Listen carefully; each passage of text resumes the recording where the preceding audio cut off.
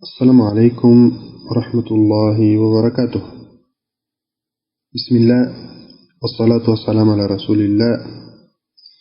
En el nombre de Allah, clemente, misericordioso, que la paz y las bendiciones sean con el profeta Muhammad sallallahu alaihi wasallam, con sus familiares, sus seguidores y todos aquellos que sigan su ejemplo hasta el día del juicio final.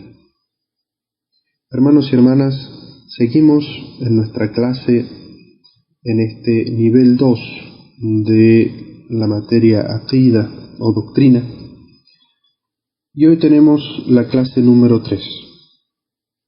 El tema de nuestra clase de hoy es la virtud del monoteísmo. Dice el autor: el monoteísmo es la mayor de las obligaciones y el más notable de entre todos los actos de adoración. Allah ha reservado para quien logre cumplirlo una inmensa y abundante recompensa en esta vida y en la otra. Este primer párrafo habla sobre cuál es la mayor obligación que tiene el ser humano en esta vida. Y esta obligación es la de adorar únicamente a Allah. Como vimos en nuestra clase anterior, el concepto de adoración aquí es, en principio, declarar el monoteísmo, es decir, adorar únicamente a Allah. Este acto de reconocer a Allah y adorarle solamente a Él, llamado monoteísmo, tiene una gran recompensa en esta vida y también en el más allá.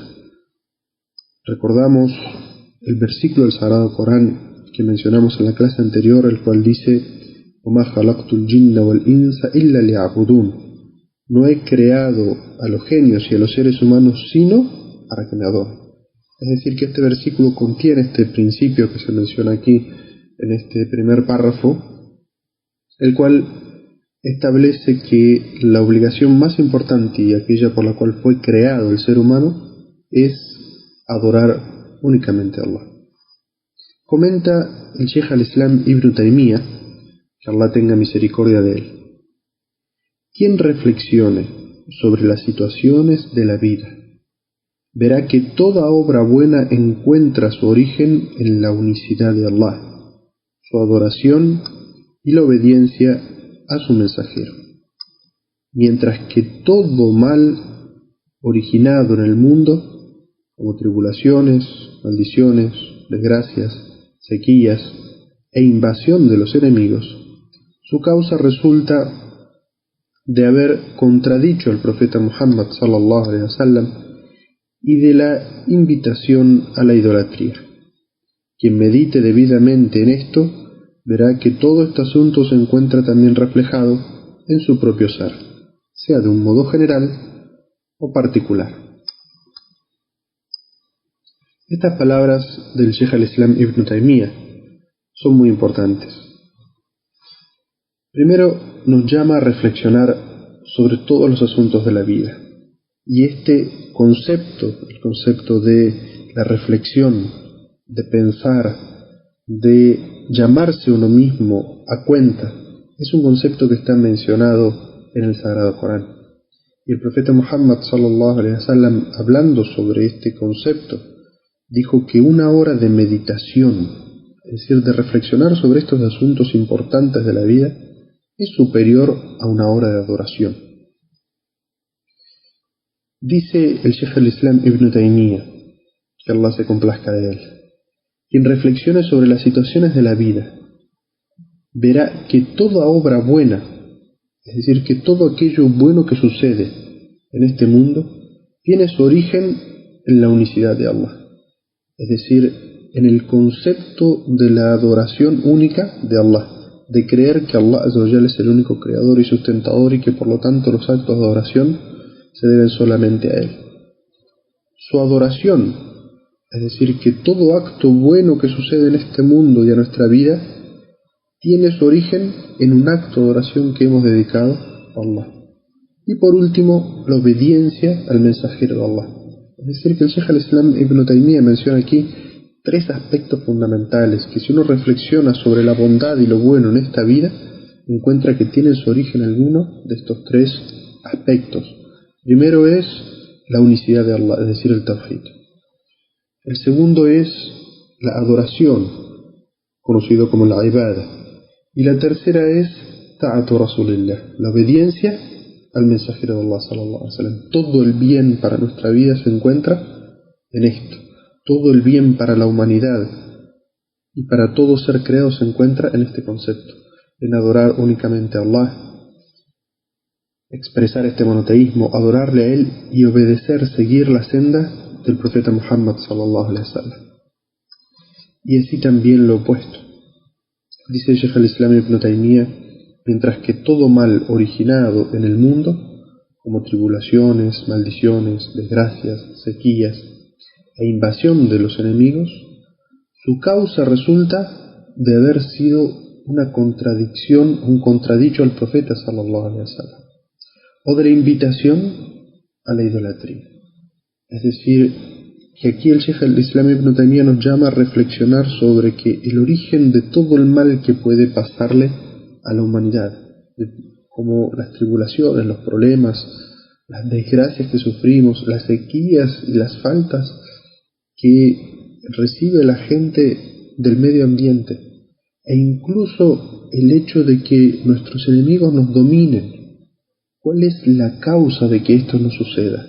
Dice el Shaykh al-Islam Ibn Taymiyyah, si reflexionamos sobre estas situaciones, vamos a ver que la causa es que hemos contradecido al profeta Muhammad sallallahu alaihi wasallam, que nos hemos apartado de la senda del profeta yendo en contra de la senda del profeta. Y la segunda causa es la invitación o seguir el camino de la idolatría. Es decir, contrario a lo que explicamos anteriormente, que lo que lleva al bien es el camino del Tawhid, del monoteísmo, lo que lleva hacia el mal es todo lo que es contradecir al profeta sallallahu alaihi wasallam y el camino de la idolatría, la incredulidad y el politeísmo. Y por último nos llama Shaykh al-Islam Ibn Taymiyyah y dice: quien medite debidamente en esto verá que este asunto se encuentra también reflejado en su propio ser. Es decir, dejemos de pensar hacia afuera y mirar cómo afecta a la humanidad o cómo afecta a nuestra comunidad. Miremos adentro de nosotros mismos y vamos a ver que de un modo general en nuestra vida o particular para cada una de las situaciones, lo que nos ha traído bien es estar en el camino del Tawhid, haber adorado a Allah como corresponde o haber cumplido con nuestras obligaciones y haber seguido la senda, el camino del profeta Muhammad sallallahu alaihi wasallam. Y que todo mal que nos ha pasado, si uno reflexiona, busca, se encuentra que esto está en haber contradecido, contravenido el camino del profeta Muhammad sallallahu alaihi wasallam y haber seguido el camino de la idolatría, el camino de la desobediencia a Allah Azza wa Jal.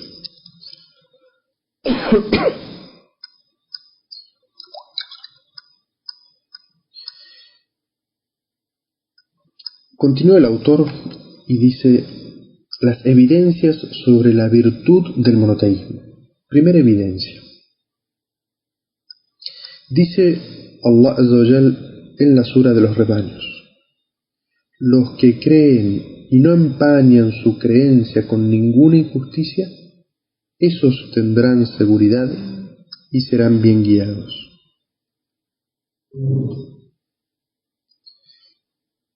En referencia a los que mostraron sinceridad en la adoración a Allah, el único, y no mermaron su monoteísmo con ningún acto de idolatría, pues es evidente que nada reviste la fe salvo la incredulidad.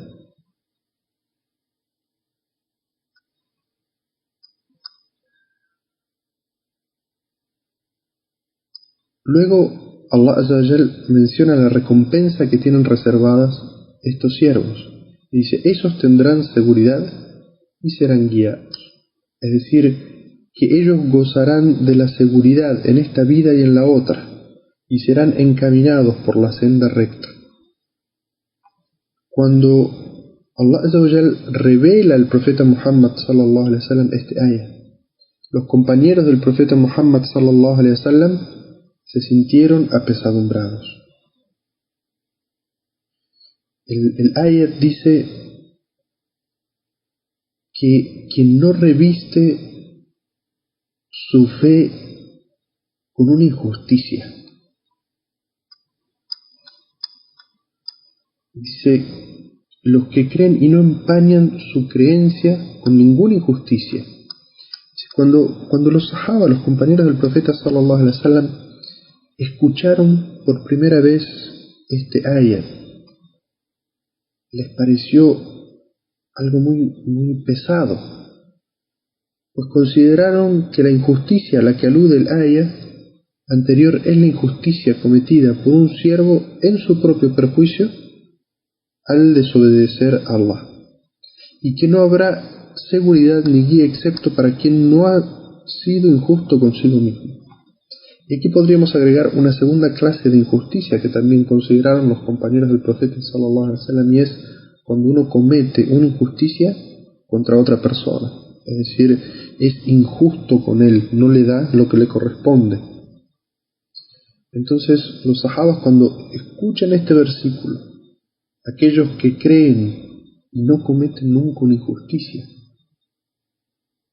dijeron: mensajero de Allah, ¿quién de entre nosotros no ha cometido alguna vez una injusticia? O como está aquí traducido, ¿quién de entre nosotros no habrá sido injusto consigo mismo alguna vez? Es decir, ¿quién de los que estamos aquí, oh mensajero de Allah, de entre tus sahaba, de entre tus compañeros, jamás ha cometido una injusticia contra sí mismo? Es decir, no ha cometido un pecado personal.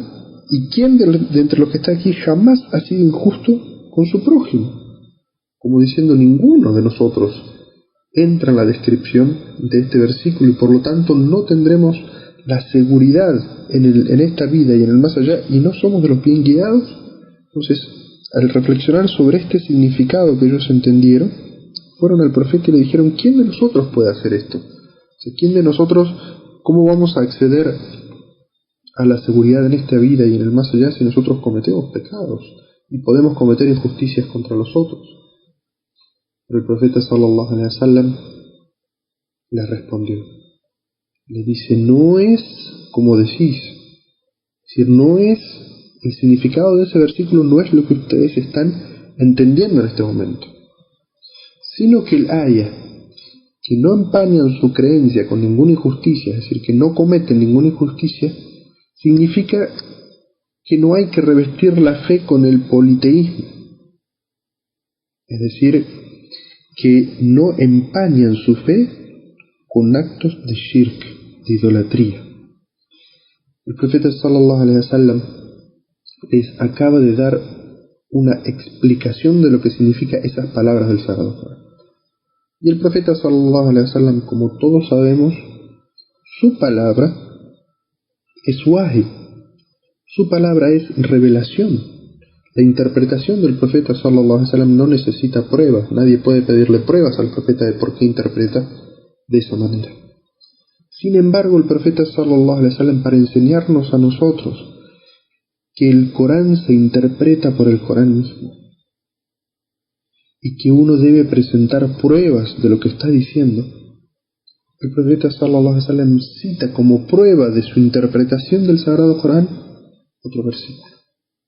Y dice: ¿acaso nunca habéis oído a Luqman decirle a su hijo? Y esto es un versículo del Sagrado Corán que dice: no le atribuyas a Allah copartícipes, pues la idolatría es una enorme injusticia. Es decir, el profeta sallallahu alaihi wasallam aquí pone la palabra injusticia en el primer versículo, que dice: no empañan su creencia con ninguna injusticia. Pone en contexto esta palabra de injusticia, que se refiere a la idolatría, cometer actos de shirk, y no como habían entendido en un principio los sahabas, de que significaba cometer pecados personales o cometer injusticias contra un prójimo. La prueba, ¿dónde está? Que el Corán llama a la idolatría Dhulmun Azim, una injusticia grandiosa, una enorme injusticia. El Sagrado Corán pone por nombre a la idolatría una injusticia. Y eso es lo que el profeta sallallahu alaihi wasallam está queriendo decir cuando dice que los sahabas deben comprender el primer versículo como que aquellas personas que tienen fe y no revisten su fe con actos de idolatría, ellos tendrán la seguridad en este mundo y en el más allá, y son los bien guiados. Dice el autor, a través de estas palabras, Luqman demuestra que quien no empaña su fe con esta injusticia, es decir, el shirk, la idolatría, será de aquellos que gozarán de la seguridad y de la guía, y también serán de los elegidos, como dice Allah Azza wa Jalla en otro versículo del Sagrado Corán. Después hemos dado en herencia el libro a aquellos de nuestros siervos que hemos elegido, y entre ellos unos serán injustos consigo mismos, otros se mantendrán en el término medio, y otros, con permiso de Allah, se pondrán por delante en acciones de bien. Ese es el gran favor.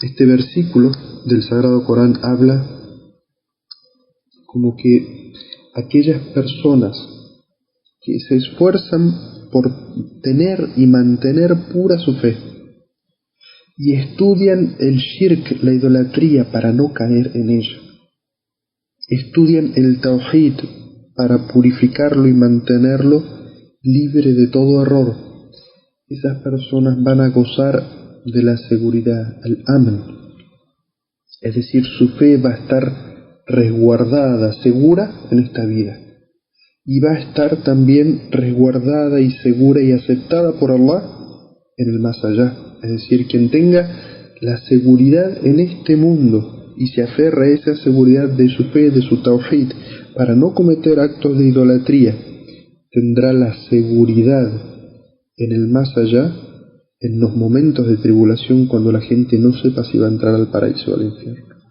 Esta gente que se esmeró por aferrarse al tawhid y no cometer actos de idolatría, se va a sentir seguro en el más allá, y Allah Azza wa Jalla le va a dar la seguridad de que no va a ser castigado, va a ingresar al paraíso. Y como dice, gozarán de la seguridad y gozarán de la guía. Es decir, que aquellas personas que se esfuercen por purificar su tawhid, por mantener su monoteísmo, estudien el shirk para no caer en él, a esas personas Allah Azza wa Jalla les concede la guía. ¿Qué significa la guía en este concepto? Significa, les concede un criterio con el cual pueden ver aquello que es correcto y tienen fortaleza para seguirlo. Y Allah les concede criterio, visión para distinguir el error y apartarse. Por eso uno puede ver que aquellas personas que se esfuerzan en este camino, el camino del tawhid, Allah Azza wa Jalla les concede tener una vida media, una vida moderada, en la cual no se van a los extremos del fanatismo y tampoco se van al otro extremo de la negligencia en la religión, sino que llevan una religión moderada, una religión como Allah Azza wa Jalla manda que debe ser. Mientras que las personas que se focalizan en otros aspectos de la religión, que no tienen que ver con el tawhid, terminan yéndose a los extremos, por un lado del fanatismo y por el otro lado de la negligencia en la religión. Y por eso significa que aquellas personas que se enfocan en el estudio del tawhid y el estudio del shirk para ser buenos monoteístas, Allah Azza wa Jalla los convierte en sus elegidos. Como dice, después hemos dado en herencia el libro a aquellos de nuestros siervos que hemos elegido. Dice, algunos de ellos serán injustos consigo mismos. Uno puede cometer injusticias. Otros se mantendrán en el término medio. Y otros, con el permiso de Allah, se pondrán por delante en acciones de bien. Es decir, que este versículo encierra todas las clases de personas que se mantienen en este camino. Algunos pueden cometer injusticias contra sí mismos, otros se mantienen en el término medio y otros son los adelantados que hacen muchos actos de bien. Y evidentemente, el final, aquellos que se pondrán por delante en acciones de bien, que se apresuran a hacer obras de bien, ese es el gran favor que Allah Azza wa Jal les concede a esas personas que se aferran siempre al conocimiento del Tawhid. Dice luego el autor: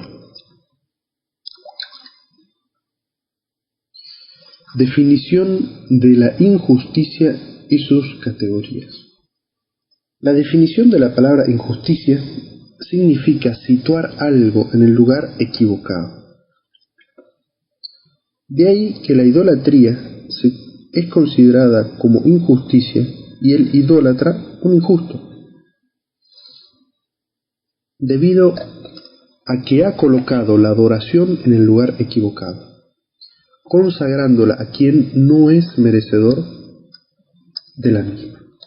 Es decir, el concepto que nos está dando aquí el autor es que la palabra injusticia significa poner algo en el lugar equivocado.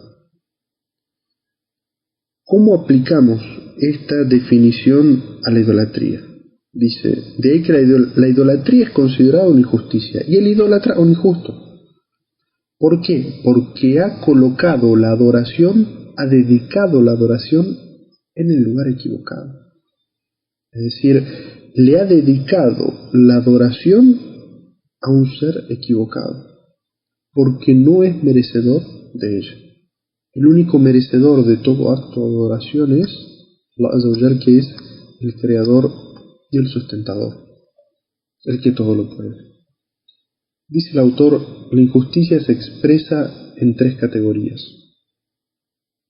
Primero, cometer el siervo injusticia contra sí mismo a través de la idolatría, que es la peor manifestación de injusticia. Es por eso que la idolatría es definida como injusticia, al igual que el idólatra un injusto, por el principal motivo de destinar equivocadamente la adoración a quien no se la merece. Dice Allah Azza wa Jal en el Sagrado Corán, pues la idolatría es una enorme injusticia. Esta primera clase dijimos que la injusticia se puede dar en tres categorías. Esta primera categoría es cuando un siervo comete una injusticia contra sí mismo, cometiendo un acto de idolatría. Y esta, de las tres categorías que vamos a ver de injusticias, esta es la peor. Es decir, cometer una injusticia adorando a otro que Allah, dedicando a otro que Allah un acto de adoración o devoción, es el peor acto de injusticia que uno puede cometer. Allah Azza wa Jalla lo describe de esa manera y dice: Inna shirka la dhulmun azim. La idolatría es una enorme injusticia, y no hay injusticia peor que eso. La segunda categoría de injusticias es cuando el siervo comete una injusticia contra sí mismo, incurriendo en pecados.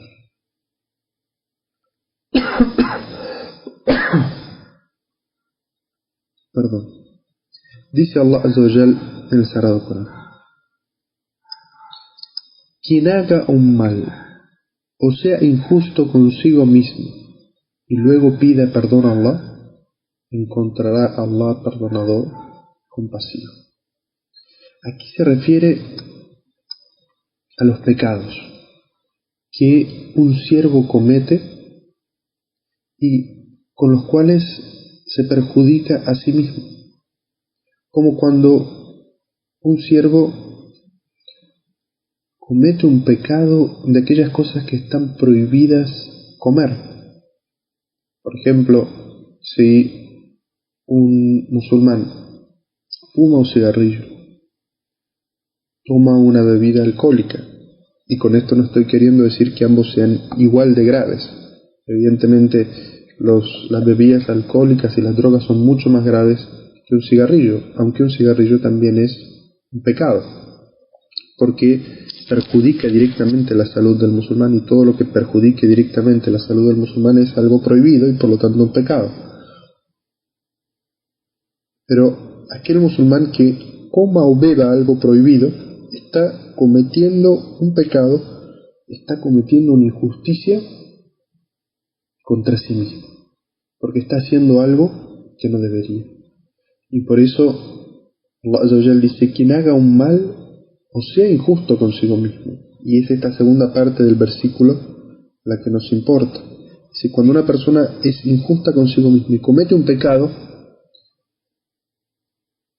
Allah Azza wa Jal dice que siempre la puerta del arrepentimiento está abierta.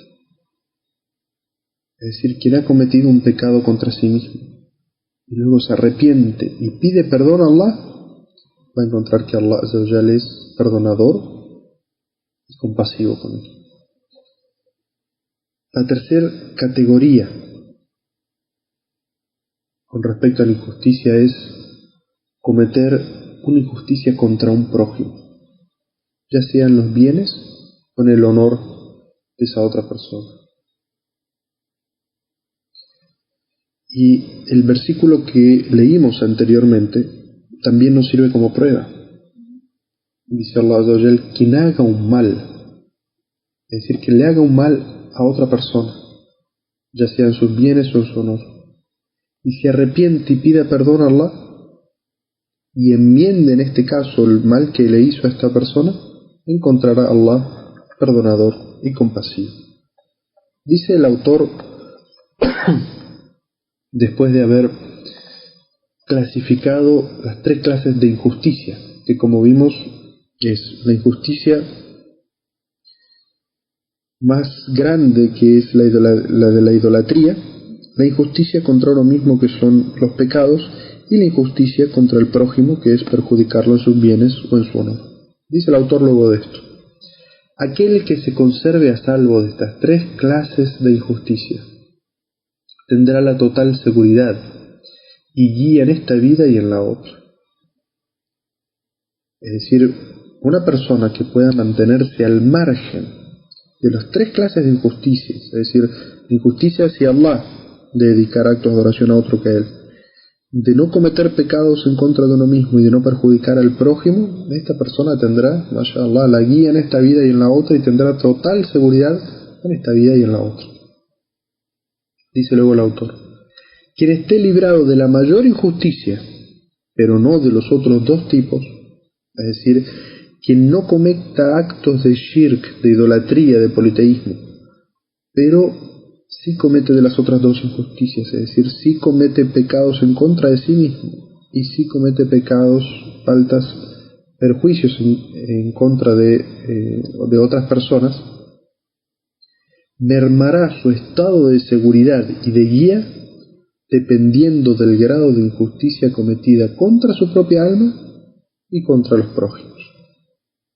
Es decir, que no cometa actos de idolatría, pero sí cometa las otras dos clases de injusticia, que es contra uno mismo, en aquellos pecados personales que el único perjudicado es uno, y injusticias contra el prójimo, su seguridad y su guía, que son aquellas cosas que están garantizadas en el versículo del Sagrado Corán: aquellas personas que tengan fe y no revistan su fe con actos de idolatría, con actos de injusticias, tendrán seguridad y guía.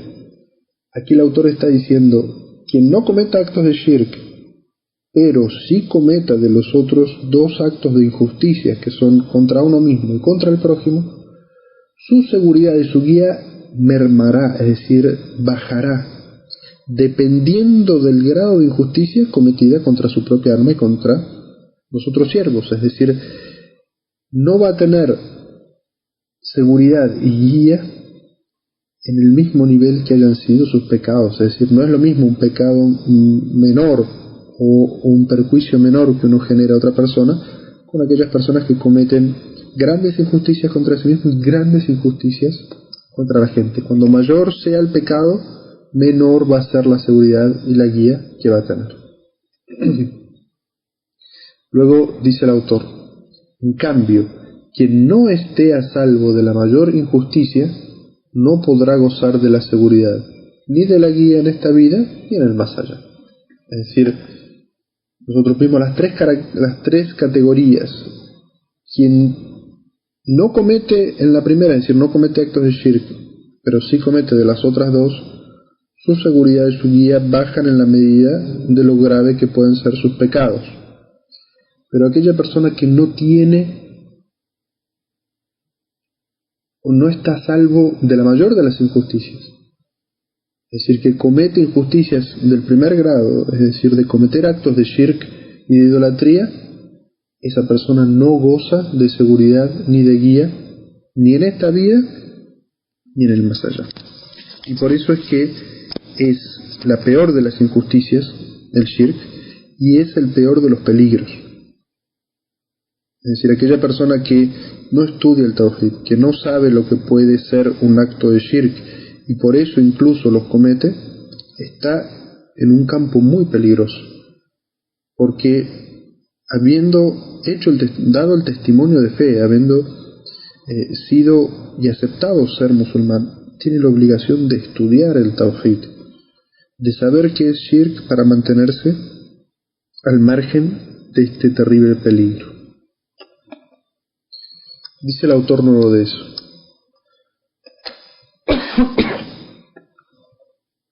las evidencias sobre la virtud del monoteísmo, 2. Es decir, aquí va a dar otra evidencia de la virtud del monoteísmo, la segunda evidencia. Este es un hadiz que narró Ubada ibn Samit, que el mensajero de Allah sallallahu alaihi wasallam dijo: quien diga atestigo que no hay otra divinidad excepto Allah, único y sin copartícipe,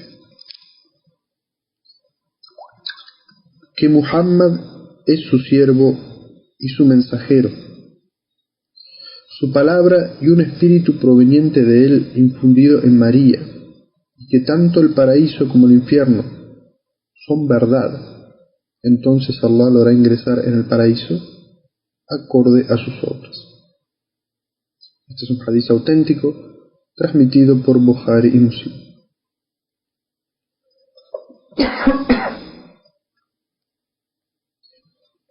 Este hadiz, dice el autor, contiene 3 puntos esenciales. Menciona en sí mismo 3 puntos esenciales. Primero, atestiguar que no hay otra divinidad excepto Allah, es decir, que no hay nadie con derecho a ser adorado salvo Allah. Esta declaración de fe no le será de beneficio a quien la pronuncie sin tener pleno conocimiento de su significado y alcance, no obre conforme a ella, ni se resguarde de lo que la contradiga, sabiendo que siendo para tal persona una prueba en su contra en el día del juicio final. Y quien pretenda con el simple hecho de aseverar que Allah es el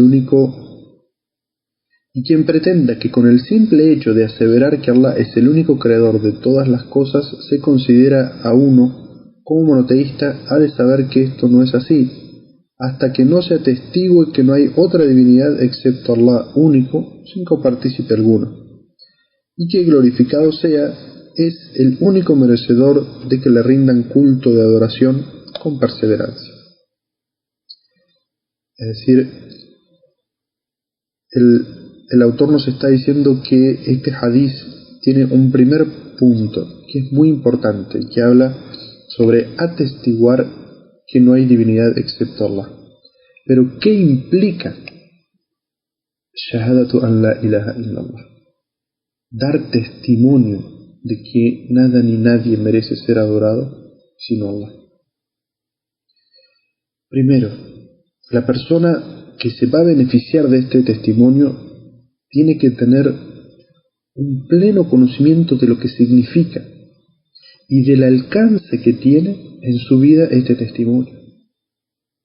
Es decir, que esta palabra, la ilaha illallah o ashhadu an la ilaha illallah, no son palabras mágicas, que cualquier persona que las pronuncie, si no sabe lo que significa, igual le beneficia. No, aquí lo que nos está diciendo el autor es que para que esta declaración de fe le sea de beneficio a quien la pronuncie, tiene que tener un conocimiento completo de lo que significa y cómo ese testimonio va a cambiar y modificar su vida.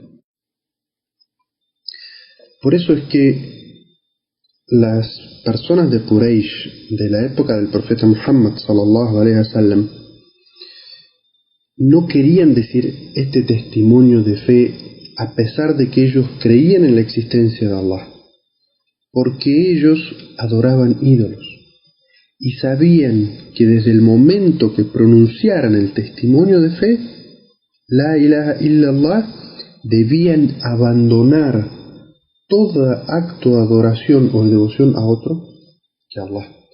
Y por eso es que este testimonio sirve a quien lo dice con conocimiento de lo que significa y también del alcance que tiene en su vida, es decir, todo lo que tiene que modificar a causa de pronunciar este testimonio. Quien lo pronuncie, conociendo el significado, sabiendo el alcance que tiene, las implicancias que tiene en su vida, y obre conforme a este testimonio de fe, es decir, estas tres características, entonces ese testimonio sí le va a servir como resguardo y como seguridad en este mundo y en el más allá. Y va a ser una prueba en su favor el día del juicio final. Pero aquella persona que no se comprometa con el testimonio de fe y que no obre conforme a lo que significa e implica el testimonio de fe, este testimonio, esta shahada, en realidad va a ser una prueba en su contra el día del juicio final.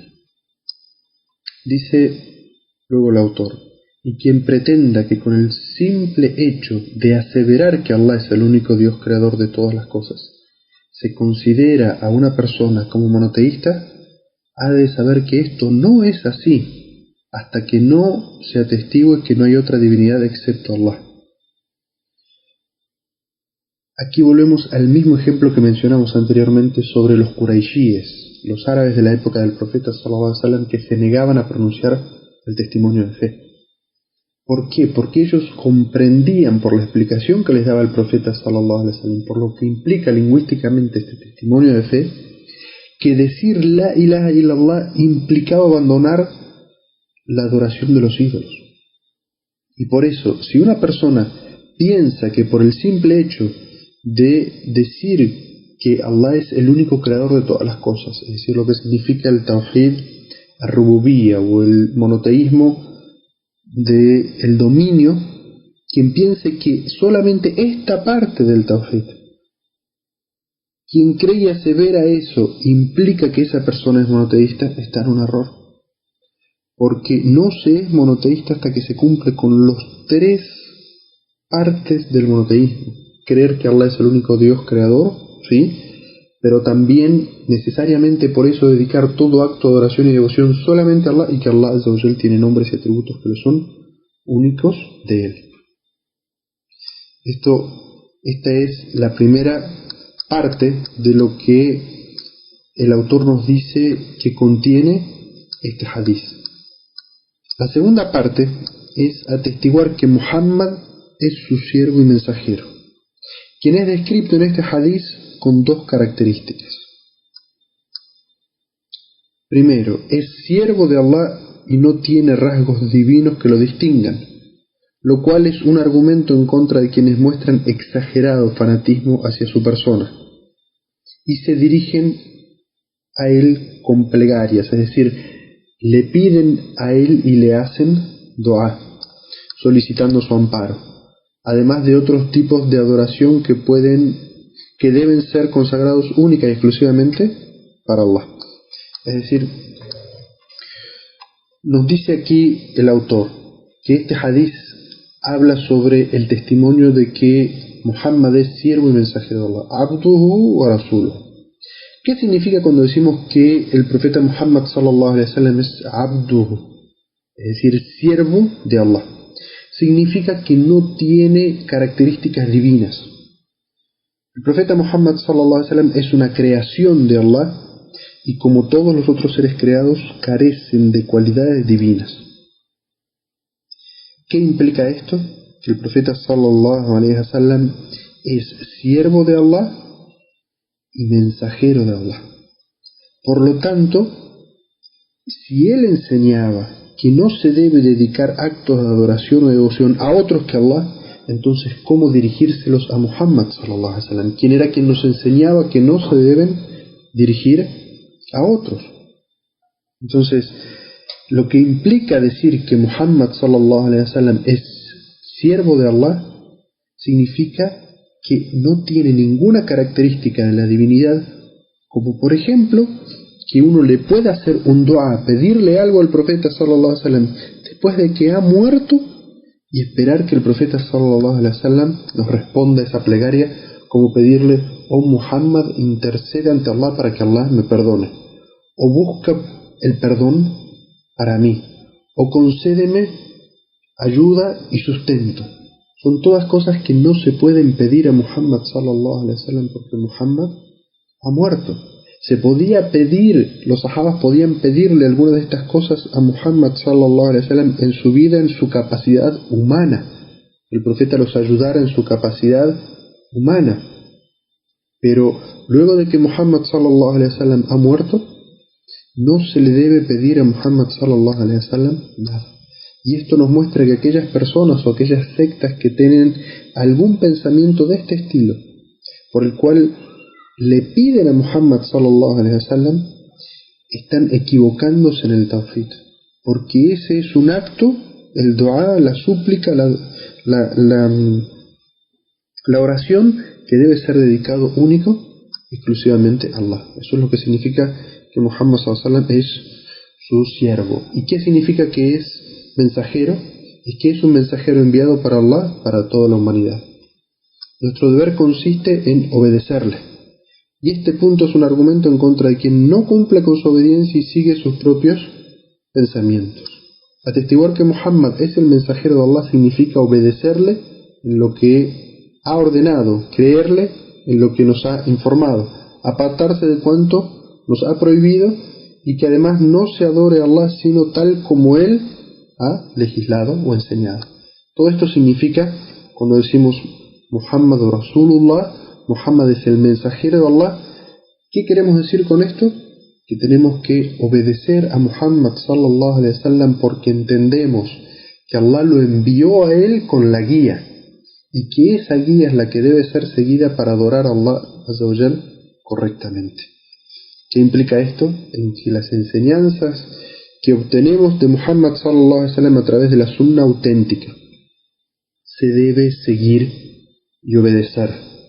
Y que si en algún momento tenemos la guía de Muhammad sallallahu alaihi wasallam por un lado y nuestra pasión, nuestros pensamientos van hacia otro, aquí se aplica el concepto de obediencia, de dejar de lado nuestras ideas, nuestros pensamientos y seguir aquello que el profeta sallallahu alaihi wasallam dijo y ordenó, porque entendemos en nuestra fe y sentimos en nuestra fe que eso es lo que complace a Allah.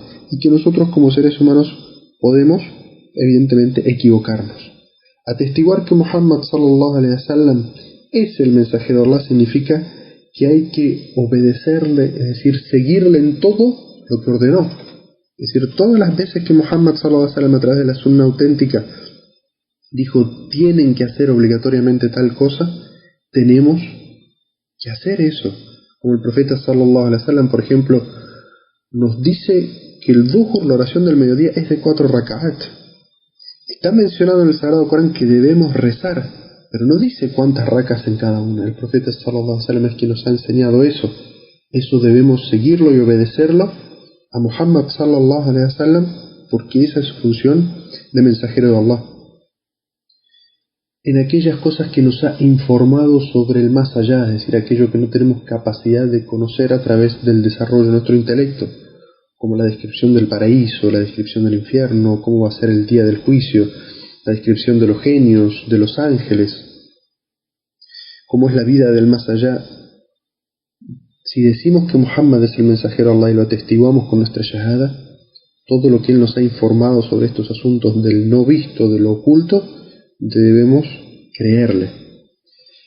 También implica, cuando decimos Ashhadu anna Muhammad Rasulullah, que cuando él ha prohibido y dijo el musulmán no hace esto, el musulmán no debe hacer esto, o queda prohibido hacer tal cosa, consideramos que eso es ilícito y por lo tanto no lo hacemos y lo consideramos ilícito. Y por último, implica atestiguar que Muhammad sallallahu alaihi wasallam es el mensajero de Allah, adorar a Allah tal como él nos ha enseñado, porque esa es la misión esencial del mensajero: llamar a su pueblo a que adore únicamente a Allah y enseñarle cómo adorarlo.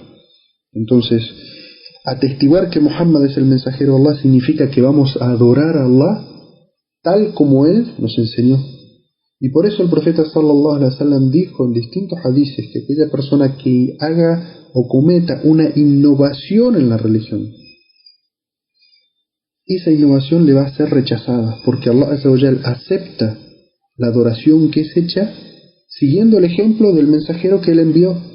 Pero quien trae una nueva forma de adoración que Muhammad no trajo, no hizo, no enseñó, entonces esa forma no es adorada, no es aceptada por Allah Azza wa Jal, porque va en contra de lo que enseñó el profeta Muhammad sallallahu alaihi wasallam, y es que se debe adorar a Allah Azza wa Jal solamente de la manera que él enseñó.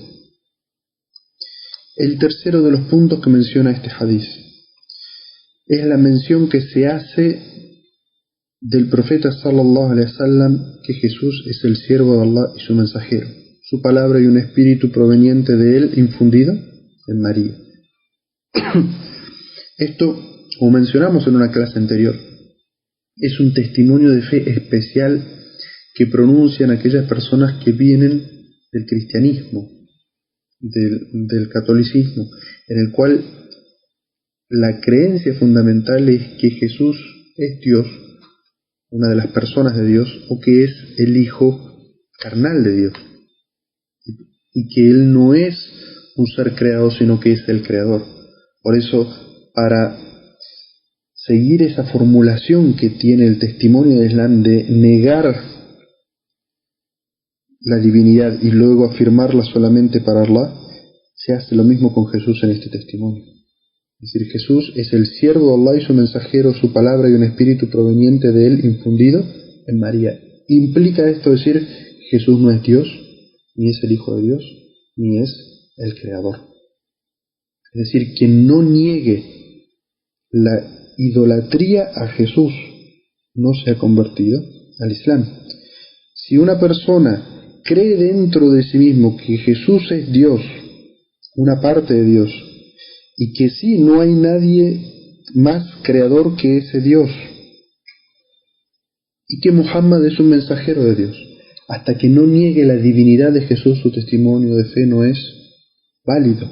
Y por eso esta parte del testimonio dice que Jesús es el siervo de Allah, es decir, es un ser creado, no tiene características divinas, es un mensajero de Dios, no es el Hijo de Dios, sino que es un mensajero que viene a traer un mensaje. Es la palabra de Allah, el verbo sea, kun, como dice en el Sagrado Corán. Cuando Allah quiere algo dice sea y es, porque el nacimiento de Jesús es milagroso, a diferencia de todos nosotros que descendemos de un padre y de una madre. Jesús no fue así, sino que es un espíritu, un ruh, con la palabra sea que Allah Azza wa Jal infundió en María. Entonces esa debe ser nuestra creencia con respecto a Jesús. Dice el autor aquí, Jesús fue descrito con 4 atributos en este hadiz. Es siervo de Allah.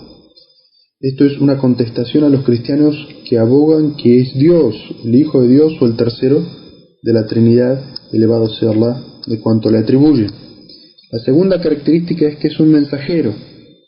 Y esto es una réplica en contra de la falsedad que afirman los judíos que no creen en el mensaje de Jesús. Y nosotros como musulmanes creemos en todos los profetas que Allah Azza wa Jalla envió a la humanidad y decimos que Jesús es un siervo de Allah y que también es un mensajero.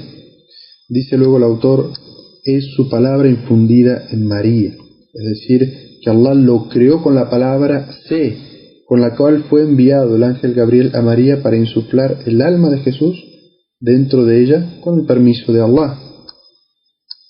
Y la última de las características es un espíritu proveniente de Él, es decir, proveniente de Allah, pues Jesús es un espíritu como los otros espíritus creados por Allah. Esta es una atribución especial, ya que en ella existe una distinción de honor y un significado amado por Allah. ¿Qué implica esta última frase que nos dice aquí el autor? Es que cuando Allah Azza wa Jal dice es un espíritu proveniente de Él, وَرُوحٌ مِّنْهُ, todos los espíritus, las almas, provienen de Dios. Allah Azza wa Jal las ha creado a todas. Pero el hecho de que Allah Azza wa Jal, cuando habla del alma, el espíritu de Jesús, dice es un espíritu de Él, proveniente de Él, es para darle honor y mostrar cómo Allah Azza wa Jal lo ama a Jesús. Entonces, para mostrar este honor, este respeto especial por este ser que ha nacido milagrosamente, a diferencia del resto de los seres humanos, y que trae un mensaje, es un siervo de Allah devoto y es un mensajero que trae el mensaje de Allah de monoteísmo a ese pueblo al que él fue enviado, Allah Azza wa Jal lo describe como un espíritu de él que pertenece a él. Y finalmente en este hadiz se menciona algo importante, que es que tanto el paraíso como el infierno son verdad, son reales. Creer en el paraíso, dice el autor, creer en el paraíso y en el infierno es parte de la creencia del último día. El mensajero sallallahu alaihi wasallam los particularizó con la mención, ya que son la estadía final de los piadosos y de los perversos. El paraíso es la morada de los primeros y el infierno es de los segundos. ¿Qué nos trata de decir aquí el autor? Cuando se hace ese testimonio de fe en el que se habla sobre la unicidad de Allah, el mensaje de Muhammad sallallahu alaihi wasallam, la realidad sobre Jesús, que es un siervo y un mensajero y un espíritu proveniente de Allah, que Allah con su palabra insufló en María, y finalmente se dice y que el paraíso es verdadero y que el infierno es verdadero. Es decir, que no son meros estados del alma, como dicen, sino que es una realidad. Allah Azza wa Jal creó al paraíso con el cual va a honrar a aquellas personas que Él quiera recompensar. Y creó el infierno, que es un lugar real donde Allah Azza wa Jal va a castigar a aquellas personas que Él quiera castigar a causa de sus malas acciones y elecciones y creencias, porque Allah Azza wa Jal es justo. Creer en la realidad del paraíso y en la realidad del infierno es parte de la creencia en el último día. ¿Y qué es la creencia en el último día? Todos ustedes saben, y lo hemos estudiado en el nivel 1, que la creencia, el imán, tiene pilares. Se llaman arkanul imán, los pilares de la fe, los pilares de la creencia. Y uno de estos pilares es la creencia en el último día, es el quinto pilar de la creencia, es aquella creencia que uno debe tener en su corazón para que su testimonio de fe sea válido, para que uno poder ser musulmán y creyente. Uno tiene que creer en la vida del más allá. Implica creer en la vida del más allá, entre otras cosas, creer en la realidad del paraíso y en la realidad del infierno, y que no son meros estados del alma, o que no existe realmente un paraíso o un infierno.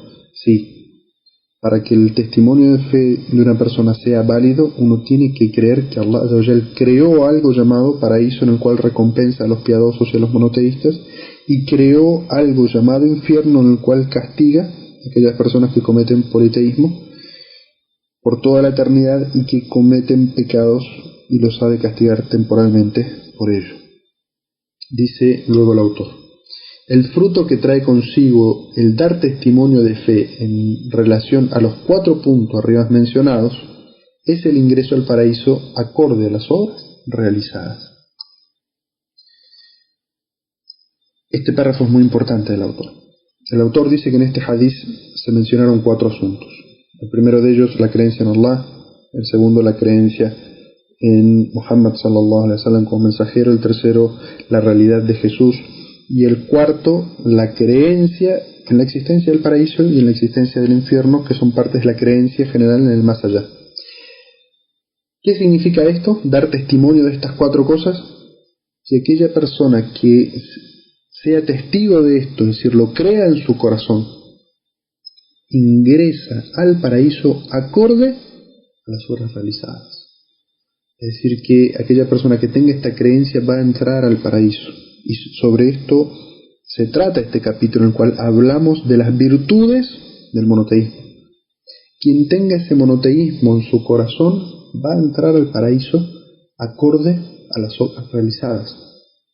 Es decir, que acorde a la cantidad de buenas obras y de abstenerse de malas obras, todo ello es obra, acorde a la teología islámica, acorde a sus buenas obras y abstenerse de las malas obras, es que va al nivel del paraíso que va a ingresar. Y tal como dijo el profeta sallallahu alaihi wasallam en un hadith, nadie va a ingresar al paraíso por sus obras, es decir, a causa de sus obras. Nadie puede pagar el paraíso Allah Azza wa Jalla a causa de sus obras, sino que vamos a ingresar al paraíso por la misericordia de Allah. Pero ¿qué nivel vamos a alcanzar en el paraíso? Ese nivel va a ser acorde a las obras que haya realizado una persona. Evidentemente, es parte de la creencia de Ahlus Sunnah wal Jama'a, lo que se llama sunnis, que las obras son parte de la fe. Es decir, si una persona simplemente dice tener fe, dice los testimonios de fe, pero no obra, implica el hecho de que no obre, de que su testimonio no es verdadero. Porque decir la ilaha illallah Muhammad Rasulullah implica adorar a Allah, e implica adorar a Allah tal como el profeta enseñó. Implica hacer aquello que es lícito y abstenerse de aquello que es ilícito, y todo esto es la obra. Es decir, de todo esto se alcanza el paraíso. Pero ¿qué nivel se alcanza en el paraíso? Se alcanza el nivel de las obras que uno haya realizado. Dice luego el autor en la página 11: el monoteísta, para entrar al paraíso, se encuentra en dos situaciones.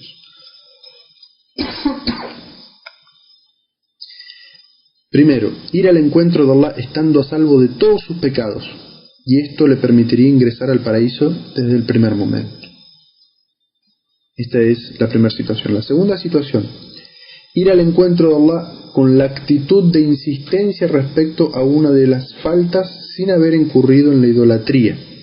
Hará que todo dependa de la anuencia de Allah. Si quiere lo perdona por su gracia y lo hará merecedor del paraíso, y si no, lo castigará con su justicia y luego le ingresará en el paraíso. Estas dos formas que nos habla el autor. Dice, la persona cuando va al encuentro de Allah o para entrar al paraíso se encuentra ante dos situaciones. La primera es que por el hecho de haber tenido un buen monoteísmo, haberlo purificado, haberse mantenido a salvo de la idolatría, haberse esforzado en no cometer pecados contra sí mismo, o cuando cometía pecados contra sí mismo compensarlo con buenas obras inmediatamente, y no haber cometido injusticias contra su prójimo, o si las cometía las reparaba y las compensaba. La persona que llegue en esa situación, esto le permite ingresar al paraíso desde un primer momento. Pasa por el juicio y entra al paraíso directamente. Hay otra clase de personas, que es la que va al encuentro de Allah Azza wa Jal habiendo sido monoteísta, es decir, no ha incurrido en la idolatría, en actos de idolatría, pero sí cometió pecados en contra de sí mismo, que no llegó a compensar con buenas obras, y en contra de su prójimo, que no llegó a compensar o a reparar las situaciones de injusticia que cometió contra su prójimo. Esta persona se encuentra ante dos posibles situaciones. Si Allah Azza wa Jal quiere, en su inmensa misericordia y su gracia, lo perdona.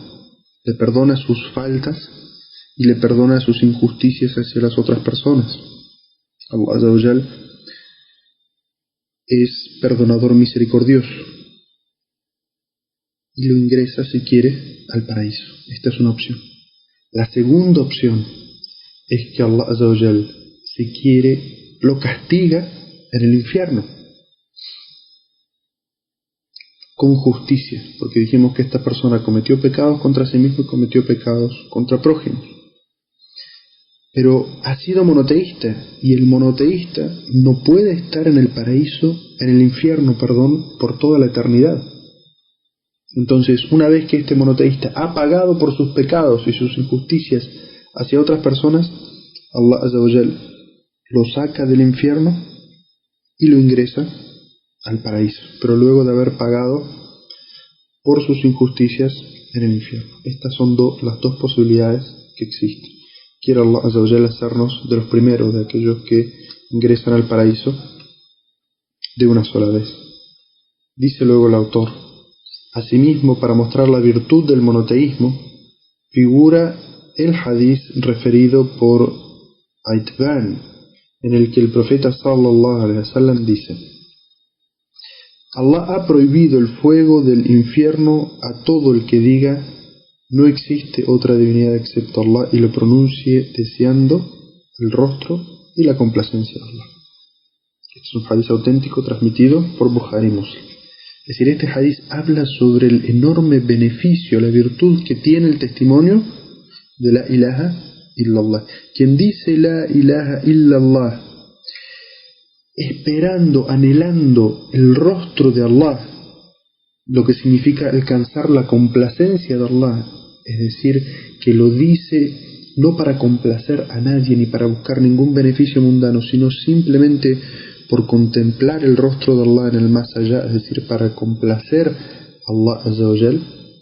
Quien lo diga de esta manera, el profeta sallallahu alaihi wasallam dijo: Allah ha prohibido al fuego del infierno que lo toque.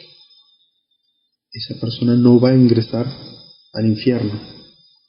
Lo que implica esto es que una persona que lo dice con sinceridad, deseando simplemente complacer a Allah Azza wa Jal, Allah le va a facilitar en su vida los medios para que obre de tal manera que alcance el paraíso directamente y no vaya a ingresar en el infierno. Dice el autor: aquel que proclame la declaración del monoteísmo, la ilaha illallah, no hay otra divinidad excepto Allah, o como también puede traducirse, nada ni nadie merece ser adorado sino Allah, sin ponerla en práctica, no le será de beneficio. Sin embargo, Allah, exaltado sea, ha prohibido el infierno a todo aquel que diga el testimonio de fe con máxima sinceridad y de corazón, y se mantenga de por vida en esta postura. ¿Qué es lo que está diciendo aquí el autor? Este testimonio de fe implica práctica y obra. Quien simplemente diga las palabras sin ponerlas en práctica, sin obrar acorde a él, no le será de beneficio. Pero Allah Azza wa Jal ha prohibido al infierno tocar, o que ingrese al infierno aquella persona que diga con fe y con sinceridad de corazón este testimonio de fe y se mantenga en él durante toda su vida. Y esto también es muy importante.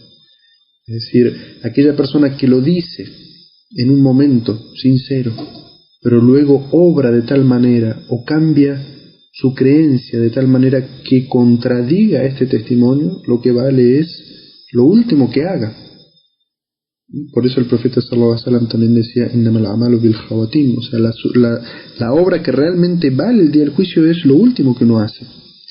Y por eso es importante que el musulmán se aferre a su din, a su religión, a su creencia, a su práctica, y espere el momento en el que le va a llegar la muerte, manteniéndose aferrado a su práctica de religión, porque esto es muy importante.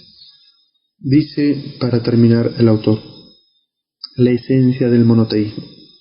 Comenta el Sheikh al-Islam Ibn Taymiyyah: quien pronuncia el testimonio de fe con sinceridad y certeza, y además se mantenga de por vida en esta postura, ha de saber que esta es la verdad del monoteísmo, que el corazón se entregue completamente a Allah, arrepintiéndose verdaderamente de todos los pecados cometidos para ser recompensado con el paraíso.